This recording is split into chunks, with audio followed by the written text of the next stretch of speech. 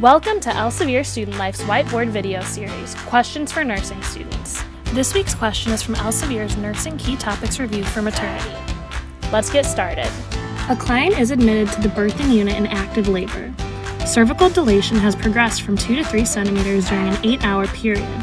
The healthcare provider determines that she has hypotonic dystocia, and an infusion of oxytocin is prescribed to augment her contractions. What is the most important nursing action at this time?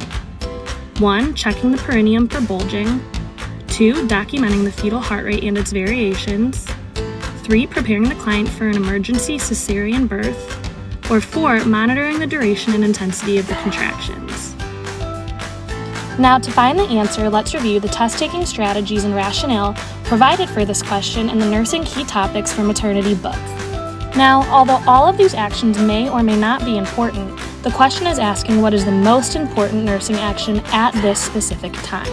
We know it's not number 1 because a bulging perineum indicates that there is a complete cervical dilation and birth is imminent. Because cervical dilation is only 2 to 3 centimeters, a bulging perineum is not expected. It's not number 2 because documenting the fetal heart rate and its variations is important throughout all of labor.